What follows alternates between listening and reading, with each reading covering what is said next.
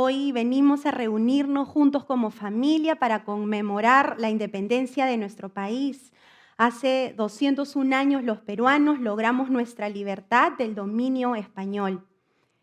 El sábado 28 de julio de 1821, en una ceremonia pública, don José de San Martín proclamó la independencia de nuestro país en la Plaza Mayor de Lima. Según testigos de la época, presenciaron la ceremonia unas 16,000 personas. El Libertador, como llamaban a don José de San Martín, con una recién creada bandera peruana distinta a la que hoy día ostentamos, en la mano exclamó: "Desde este momento, el Perú es libre e independiente por la voluntad general de los pueblos y por la justicia de su causa que Dios defiende". Él tomó en cuenta al Señor en su discurso. Viva la patria, viva la libertad, viva la independencia. José de San Martín afirmó que Dios defiende la justa búsqueda de la libertad contra la opresión. Esta independencia no fue de un día para otro, fue el resultado de muchos años de esfuerzo, de muertes, de valientes, de sacrificio y de perseverancia. No sucedió de la noche a la mañana. El capitán de la Marina Británica se encontraba en Lima durante la ceremonia y él comentó lo siguiente: las palabras de San Martín fueron recogidas por la multitud que llenaba la plaza y las calles adyacentes, mientras repicaban todas las campanas de la ciudad y se hacían salvas de artillería entre aclamaciones como nunca antes se había oído en la ciudad de Lima. Podemos imaginar entonces que fue un día de gran gozo en toda la ciudad y se podía sentir la unión de un pueblo que por fin veía su deseo cumplido, su libertad. Un momento de celebración, de gratitud, de júbilo, mirando el futuro con esperanza. Y esto me hacía recordar a cuando el pueblo de Israel fue liberado de Egipto, cuando vieron con sus propios ojos que el mar se abría en dos para hacerles un camino seco por donde cruzar y escapar del enemigo. Leemos en Éxodo los cantos de júbilo de Moisés y de María por esta liberación maravillosa.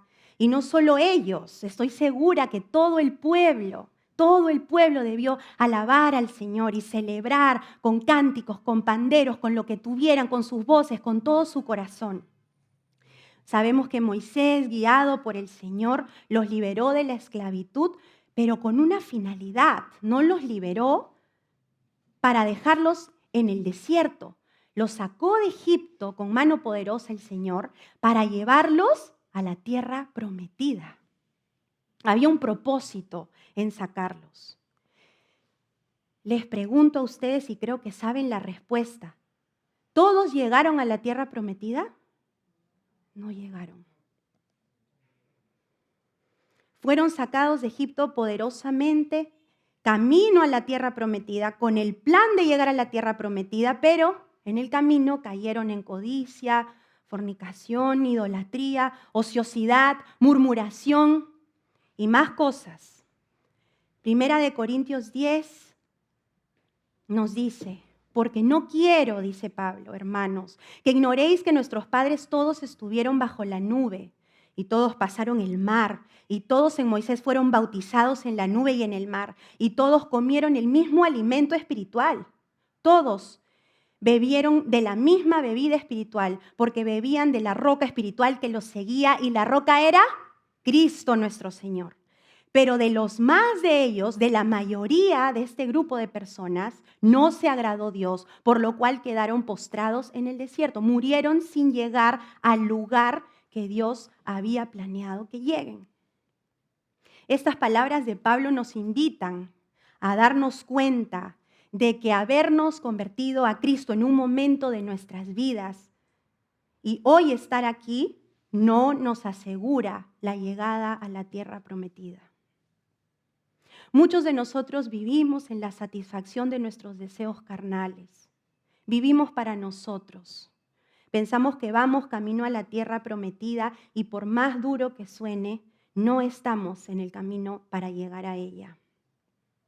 hoy, sabiendo que la venida del Señor está cerca, tenemos que reconocer que necesitamos que Jesús nos siga liberando y transformando. Amén. Primera de Corintios 10 continúa advirtiéndonos Pablo. Mas estas cosas, lo que pasó con el pueblo saliendo de Egipto, sucedieron como ejemplos para nosotros, para que no codiciemos cosas malas como ellos codiciaron, ni seáis idólatras como fueron ellos. Como está escrito, se sentó el pueblo a comer y a beber y se levantó a jugar. Ni forniquemos como ellos fornicaron, ni cayeron en un día 23,000 personas. Ni tentemos al Señor como ellos tentaron y perecieron por las serpientes. Ni murmuréis como algunos de ellos murmuraron y perecieron por el destructor. Y estas cosas les acontecieron como ejemplo y están escritas ¿para qué? Para amonestarnos a nosotros, a quienes han alcanzado los fines de los siglos. Es para nosotros este ejemplo, es para nosotros esta palabra. El Señor no quiere que ninguno de los que estamos acá se pierda. Por lo tanto, quiere decirnos esta noche que es necesario seguir liberándonos. Es necesario seguir limpiándonos de tantas cosas que están en nosotros y no son agradables a Él.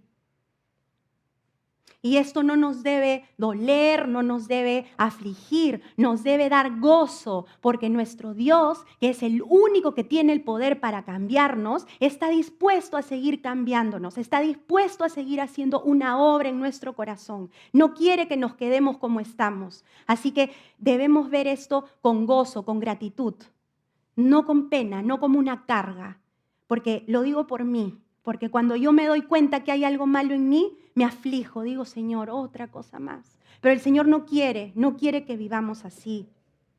Lucas 4:18 dice acerca de nuestro Dios: el Espíritu del Señor está sobre mí, sobre Jesús, por cuanto me ha ungido para dar buenas nuevas. Nos tenemos que gozar, hermanos, buenas nuevas a los pobres. Me ha enviado a sanar a los quebrantados de corazón, a pregonar libertad a los cautivos y vista a los ciegos, a poner en libertad a los oprimidos. El hombre solo no tiene el poder para esta liberación. La única forma de obtener el dominio sobre todos nuestros pecados es a través de Cristo, porque Él es el único que tiene el poder para hacerlo. Él ya venció a la muerte. No importa el esfuerzo que hagamos, cuánto nos esforcemos por tener una buena conducta, Él quiere limpiar lo más profundo que está en nosotros. Y nosotros no lo podemos hacer en nuestras propias fuerzas. Jesús es nuestro libertador y solo con su ayuda podemos tener esa libertad de la opresión del pecado. Recordemos que el Señor usa la figura del yugo para referirse al pecado. Un yugo es un marco de madera que une a dos bueyes, a dos animales, para realizar un trabajo, los dos juntos en el campo. El yugo permite que se tenga el control total de estos animales y poderlos dirigir por donde uno quiere que ellos vayan. Los bueyes están sujetos, dominados por este artefacto. Y lo mismo ocurre con nosotros. El pecado nos domina, determina nuestras acciones. Nos controla, nos dirige lo que hacemos, lo que pensamos, lo que hablamos. Ejerce poder sobre nosotros, al menos que nos rindamos a Jesús y le permitamos liberarnos como Él quiere hacerlo. Isaías 10:27 dice: acontecerá en aquel tiempo que su carga, tu carga, hermano, hermana, será quitada de tu hombro y su yugo de tu cerviz. Y el yugo se pudrirá a causa de la unción. Qué preciosa promesa. Dios quiere destruir ese yugo y solo Él tiene el poder para destruirlo. Entonces, ¿por qué no lo hace? Si Dios nos ama, Él es un Dios de amor, un Dios de misericordia, ¿por qué no lo hace? ¿Por qué seguimos alimentando nuestro pecado y crece en lugar de disminuir si somos creyentes? Meditando, hermanos, el Señor me mostraba que Él encuentra 3 obstáculos para que nosotros podamos ser liberados. Primero, no sabemos reconocer. A veces nuestro hermano que está al lado lo puede ver fácilmente Y nosotros ni cuenta que estamos pecando, ni cuenta que el pecado ha tomado control de nosotros y se manifiesta en nuestra persona. David, teniendo un corazón conforme al de Dios, reconocía que era un pecador y tenía que pedirle, él veía la necesidad de pedirle al Señor que lo libere. Era tan consciente de esto, hermanos, que aún le pedía al Señor que lo libere de sus pecados ocultos, de lo que él mismo no era consciente, de lo que él mismo no podía detectar. En Salmos 19:12 David dice, ¿quién podrá entender sus propios errores? Líbrame, líbrame, Señor, de los que me son ocultos. Hermanos, Cristo viene pronto, como hemos escuchado el domingo en la prédica. No podemos seguir cerrándonos y protegiendo nuestros pecados. Tenemos que reconocer cuánto mal hay en nosotros. Tenemos que escudriñar nuestros caminos. ¿Qué pecado está escrito en mi yugo de madera? La soberbia, por ejemplo. Nos cuesta aceptar nuestros errores, nos cuesta pedir perdón, nos cuesta humillarnos. Aún si cometemos un error, es culpa de los demás. Creemos que hacemos las cosas mejor que los demás, criticamos, menospreciamos, no tomamos en cuenta a las personas. La palabra de Dios no nos mueve, como a Saúl, que vamos a ver más adelante, no nos confronta, no nos duele. Somos impenetrables, somos insensibles y es Dios el que está hablando, no está hablando el que está acá parado, está hablando Dios. Y para nosotros no es como se dice. ¿Qué más puede decir en nuestro yugo de madera? Envidia, deseamos lo que tienen los demás, queremos estar en el lugar de los demás, no estamos contentos con lo que tenemos, con lo que Dios nos da. Dice la palabra que la envidia es carcoma de hueso, te destruye por dentro. Celos, recordemos que Caín mató a su propio hermano por celos. Nosotros podemos matar por celos también. Quizás no de forma literal como lo hizo Caín, pero hacemos daño por los celos. Orgullo, quizás es orgullo, no puedes ver la viga en tu ojo porque crees que eres mejor que los demás. Egoísmo, quizás solo piensas en ti, en tu comodidad, en tu beneficio, en tu descanso. Mentira, qué fácil se nos hace mentir y somos hijos de Dios y el Señor nos repite en su palabra continuamente que aborrece la lengua que hace mal, que hace daño, que miente. Manipulación, las que somos mamás vemos a nuestros hijos desde pequeños desarrollar la manipulación de una forma tan fácil. Y de grandes, ¿qué cosa hacemos? Hacemos todo para inclinar las cosas a nuestro favor. Mentimos, manipulamos. Hipocresía, no somos sinceros, aparentamos todo el tiempo, fingimos cariño, respeto, en nuestro corazón es todo lo contrario. Nos preocupamos por agradar a los demás más que al Señor.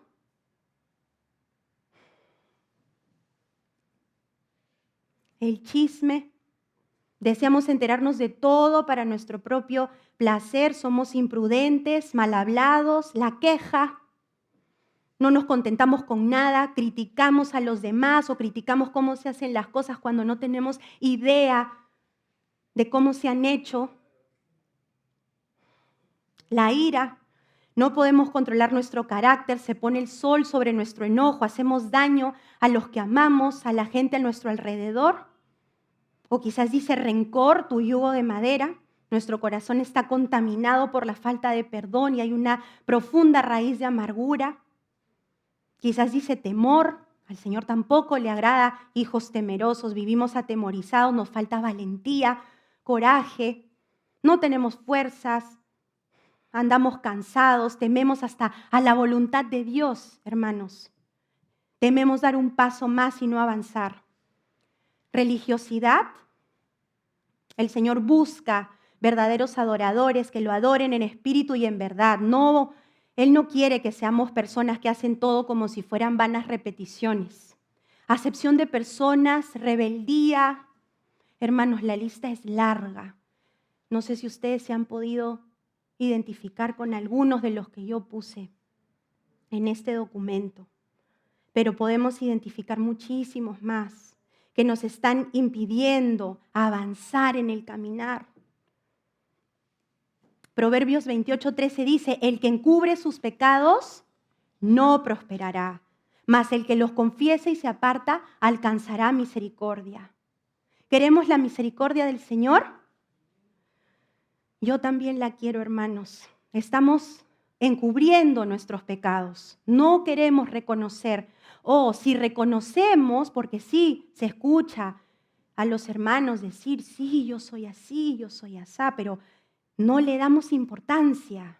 No tenemos urgencia en ser liberados, o quizás estamos resignados a vivir así, como si no hubiera posibilidad de cambio, pero no tenemos un Dios poderoso que puede quitar de nosotros todo pecado, que puede transformar nuestra vida y nuestro corazón, que ya hizo lo más grandioso, que es transformarnos a su vida, enseñarnos su luz, estar aquí en lugar de estar afuera.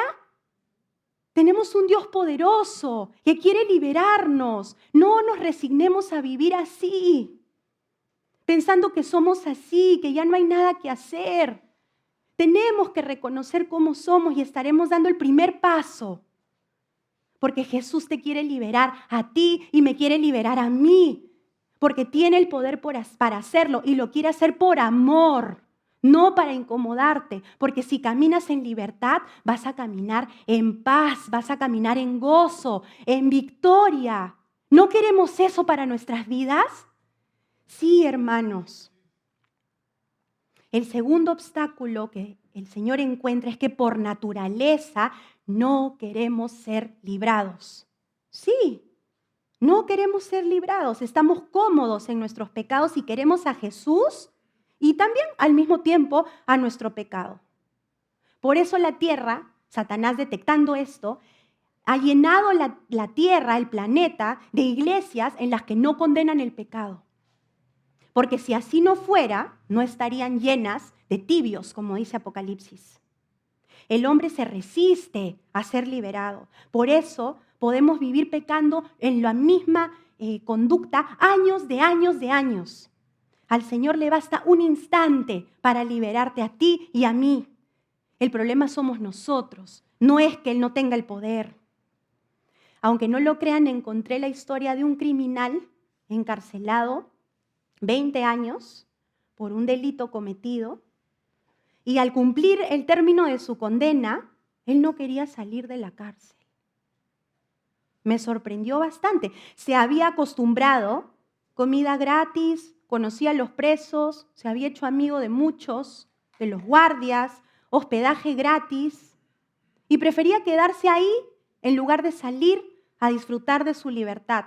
Él decía, yo quiero estar acá. Prefería seguir enyugado a pesar de que ya no estaba obligado a usar el yugo.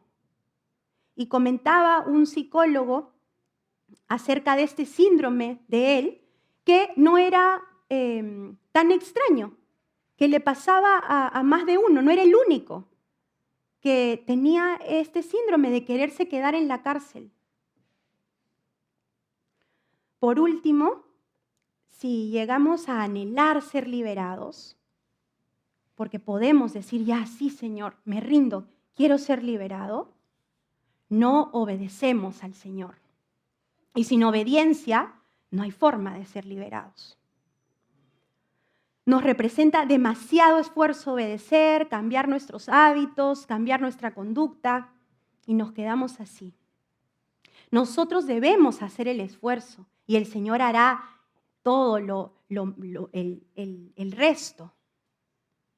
Como dice el Salmo 31:24, esforzaos todos vosotros los que esperáis en el Señor y tome aliento vuestro corazón. Vale la pena el esfuerzo. Hermanos, esta palabra a mí me habló y no podía dejar de hablar de mí misma y confesar que el Señor ha tratado mi vida en muchos aspectos, pero quería en uno puntual compartir con ustedes. El Señor a mí me ha liberado del pecado vergonzoso de la ociosidad. Yo siempre evité trabajar. Yo siempre evité esforzarme, hacerme responsable. Y yo podía encontrar todas las excusas para evitarme el trabajo. Esto sucedía en todos los ámbitos de mi vida. En los estudios, en el trabajo y luego al convertirme en el servicio al Señor. Yo me acuerdo vívidamente que yo me acostumbré a leer los proverbios cuando me convertí y me acuerdo de mí queriendo evitar leer los proverbios que hablaban de la pereza. No los quería leer, no quería que el Señor me confronte con ellos. Yo sabía que Dios quería liberarme de ese yugo, pero no había forma de rendirme. Y el Señor me tuvo que llevar a un punto en el que yo decía con todo mi corazón ser liberada. Yo decía con todo mi corazón cambiar porque estaba cansada de las consecuencias de mi pecado. Y me ha costado mucho aprender. Me ha dolido bastante. Ha habido consecuencias, pero Dios es fiel. Él me ha cambiado. Él me ha enseñado a trabajar en lo natural y para Él. Y con respecto al servicio al Señor, no puedo dejar de decirles, necesito acotar que no hay mejor trabajo en el que se pueda comprometer un hombre y una mujer. No existe. Yo he comprobado en todos estos años que no hay mejor pagador y que cualquiera que dijere que debemos poner un límite para servir a Dios porque hay prioridades en otros aspectos de nuestras vidas, está equivocado. Lo puedo decir confiando en que estoy diciendo la verdad. Está equivocado aquel que prioriza otras cosas por servir al Señor. No existe un trabajo más gratificante, no existe un mejor pagador que el Señor Jesús. Una familia que sirve a Cristo, que une sus esfuerzos y que se sacrifica, sea cual sea el sacrificio que requiera, es una familia que se une, es una familia que se edifica. Vale la pena más que cualquier otra ocupación. Con gran emoción, hermanos, con gran emoción y gratitud, hoy puedo testificar para la gloria de Dios que el Señor me liberó. No seré la mujer más trabajadora del mundo, sin duda no lo soy, pero yo sé que Él me cambió. El Señor ama a las personas esforzadas y son las que Él puede usar para su obra. Es un gran gozo que no puedo explicar con palabras saber que Jesús tiene poder sobre nuestros pecados. Su liberación causa un contentamiento que es difícil de poner en palabras. Y sé que hay mucho más por liberar en mí, pero qué gratitud tan grande puede sentir mi corazón, hermanos, de saber que Jesús ha puesto su mano poderosa y la seguirá poniendo siempre y cuando yo me siga rindiendo. Y quizás como a mí, quizás tú te identificas con lo que yo acabo de compartir. Quizás a ti también el Señor te viene mostrando de qué te quiere liberar. Y la pregunta esta noche es, ¿hasta cuándo te vas a rehusar? ¿No quisieras ver tu soberbia cambiada por humildad? ¿No quisieras ver tu temor cambiado por valentía o tu ociosidad cambiada por esfuerzo? ¿No quisieras ver tu indiferencia cambiada por preocupación por las cosas de Dios? En la Biblia encontramos un precioso ejemplo de liberación en Segunda de Reyes y se trata de Naamán, el general del ejército sirio, un hombre de honor, de prestigio, de gloria, que de pronto todo este brillo se ve opacado por una terrible enfermedad, la lepra. Su lepra empezó con una pequeña mancha, como el pecado empieza en nosotros de una forma pequeña y va creciendo hasta que toma total control de nuestro ser y nos convierte en alguien que no fuimos diseñados por Dios para ser. Hacemos un esfuerzo por disminuirlo, pero solo sigue creciendo, porque no interviene el Señor, porque nosotros no le damos cabida al Señor. Y seguramente Naamán, yo pensaba, trató de curarse, pero mirándose en el espejo cada día, él veía sus llagas aumentando y destruyendo quién era él. Y le aconsejaron visitar al profeta Eliseo. Y él fue. Y Eliseo mandó a decir con su siervo que Naamán tenía que bañarse 7 veces en el Jordán. A lo cual Naamán, recibiendo esta indicación, se indignó porque era orgulloso y no esperaba esta respuesta. Él había llegado donde Eliseo con carruajes, rodeado de todo un equipo de siervos, vestido de las mejores ropas, esperando que Eliseo lo reciba con honores, ponga quizás sus manos sobre él y tenga ese momento glorioso de sanación. Pero no fue así. De la misma forma, nosotros venimos a los servicios y quizás quisiéramos que oren por nosotros, que los líderes pongan sus manos sobre nosotros y así ser liberados fácilmente, ¿no? Sería muy sencillo así. Pero no es así, no sucede así, porque nosotros tenemos que ceder, rendirnos y hacer un esfuerzo. No nos queremos meter 7 veces al Jordán, no nos queremos humillar. Por lo tanto, no ocurre ese cambio, esa transformación y no podemos avanzar para lo cual el Señor nos ha llamado. Felizmente para Naamán, él reaccionó, obedeció y fue liberado de la lepra, pero más importante, fue liberado de su orgullo. El Salmo 25, 8 y 9 dice: bueno y recto es el Señor, por tanto, Él enseñará a los pecadores el camino, encaminará a los humildes por el juicio y enseñará a los mansos su carrera.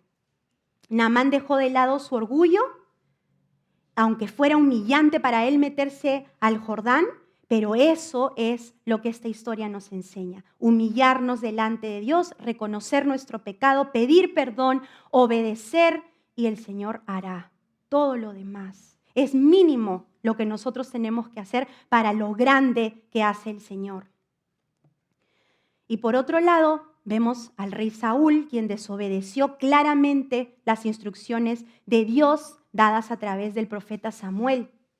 Cuando Samuel lo resondró por esta desobediencia, Saúl respondió, como dicen en 1 Samuel 15, 24, 25.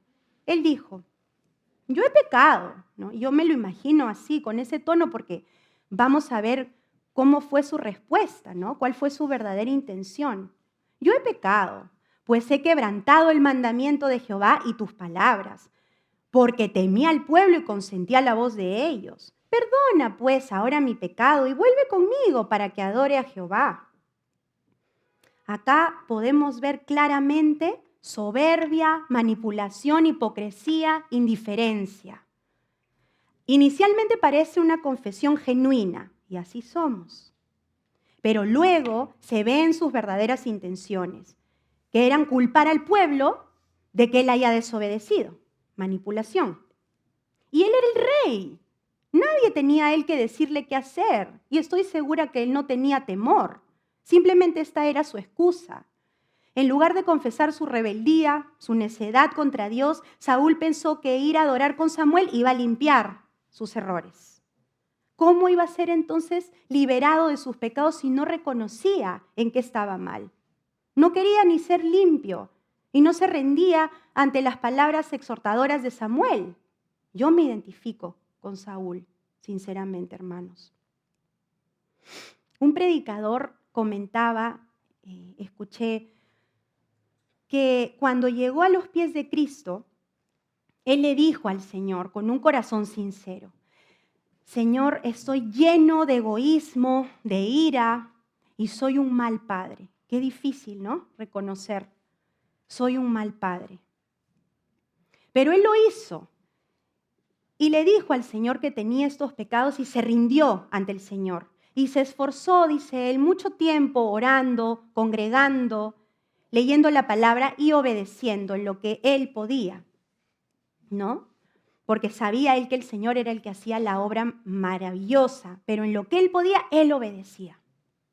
Y años después, muchos años después, él estaba cenando con su esposa, sus hijos, sus yernos, sus nietos, y se le vino a la memoria este primer encuentro que él había tenido con Jesús, en el que le había confesado sus pecados y en el que le había pedido que lo libere de ellos. Y él dijo que no existiría esa cena familiar, no existiría esa esposa, esos hijos, esos yernos y esos hermosísimos nietos, decía él. No existirían si Jesús no hubiera intervenido en su vida, porque su egoísmo hubiera impedido que él tenga la familia que él tenía. Y dice que él miraba lo que Dios había hecho y su corazón, él dice literalmente, explotaba de gratitud. Solo quería llorar, abrazar a cada miembro de su familia y que todos juntos le den la gloria al Señor, porque lo había librado de egoísmo, ira, ser un mal padre y muchas cosas más. Y él testifica que sin Cristo no tendría lo que tiene y sin duda no estaría camino a la tierra prometida. Todas sus bendiciones se las debe a Cristo. ¿Cuántas cosas nos estamos perdiendo por seguir en nuestros pecados? Quisiera pedirle a los músicos que suban, por favor. Hermanos, no podría incluir en este compartir todos los salmos en los que David le suplica a Dios que lo limpie. Son muchos salmos en los que David le pide al Señor liberación. Sabemos que la palabra dice que David tenía un corazón conforme al de Dios. Y sin duda, una de las razones por las cuales la palabra afirma esto de David es porque él vivía continuamente pidiéndole a Dios que lo libere. Esto hacía que David tenga un corazón para Dios. Él se reconocía malo. Lo dice en su palabra, límpiame de mi maldad, soy malo, lo dice. Él se reconocía pecador y se reconocía necesitado de la liberación de Cristo. El Salmo 51 es uno de los que más me habla y confieso que es uno que el Señor usó para liberarme del pecado que les he compartido. David lo escribió luego de pecar con Betsabé. Sus palabras muestran sinceridad y una genuina humildad delante de Dios. El versículo 2 dice: lávame más y más de mi maldad y límpiame de mi pecado. Él está diciendo: libérame, Señor, porque mi pecado me domina. Toma control de mí. Porque yo reconozco, dice David, mis rebeliones y mi pecado está siempre delante de mí. Me está diciendo: Señor, yo no tengo poder sobre él, sobre este pecado que está sobre mí, todo el tiempo haciéndome caer. Le dice: contra ti solo he pecado y he hecho lo malo delante de tus ojos. Yo sé que te ofendí, Señor. Yo sé que he preferido mi pecado antes que a ti, que me he acostumbrado a caminar así y que esa no es tu voluntad. David le pide: purifícame con hisopo y seré limpio y seré más blanco que la nieve. Le está diciendo: yo anhelo que tú me limpies, Señor. Yo quiero ser libre. Esconde tu rostro de mis pecados y borra todas mis maldades. Está rindiéndose a Dios. Le está diciendo: solo tú puedes borrar mi pecado. Pudre el yugo, Señor, le está diciendo. Crea en mí, oh Dios, un corazón limpio y renueva un espíritu recto dentro de mí.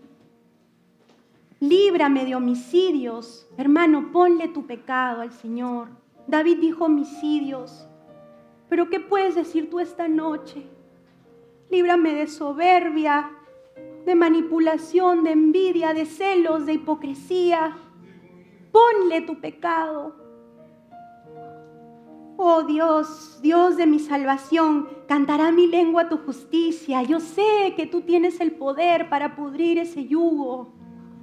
Los sacrificios de Dios son el espíritu quebrantado, al corazón contrito y humillado no despreciarás tú. Aquí estamos, Señor, dispuestos a sumergirnos 7 veces en el Jordán. Quizás la liberación total que deseamos no ocurra al primer esfuerzo, a la primera sumergida, ni a la segunda, tercera, cuarta, quinta, pero ocurrirá a la 7ª. Eso vivió Naamán y estoy segura que él dijo, valió la pena cada una de las 6 veces que me sumergí antes de la última. Vale la pena perseverar. El Señor promete que pudrirá tu yugo. Tu corazón será limpio y la obra de Dios podrá ser cumplida en tu vida. Para que tú y yo estemos aquí, se han librado batallas, hermanos. El enemigo no quería que vengas, ¿sabías? Él no quiere que escuches. Él no quiere que estés atento. Él no quiere que vivas en libertad. Él quiere que sigas dando vueltas y vueltas por más años en tu pecado y al final que ese pecado te aleje, como ya hemos visto, a los que se han apartado. Pero hermanos, aquel que se humilla y ve la victoria de Jesús en su vida, nunca se aleja, nunca se pierde, porque cada victoria de Jesús es un aliento para que sigamos acá. Así que perseveremos y cantemos esta canción como lo hicieron Pablo y Silas, encarcelados, como quizás estamos nosotros. Encarcelados, cantaron y fueron liberados. Vamos a cantar esta canción anhelando ser liberados, confesándole a Dios que hemos pecado, sabiendo que Él es el único que nos puede liberar y hacer vivir en victoria, en libertad, porque Él nos ha diseñado para vivir así, no para vivir con un yugo. Y gocémonos, porque es el inicio de una nueva etapa con nuestro libertador, amén. Victoriosa, una etapa victoriosa y nueva con Él, encaminándonos a la tierra prometida y preparándonos para esa venida preciosa.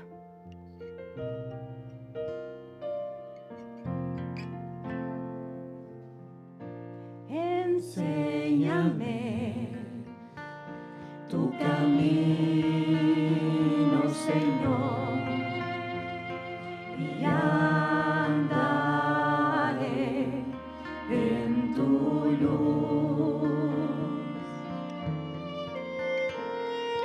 Dame un corazón entregado a ti para honrarte, oh Dios. Purifícame, límpiame.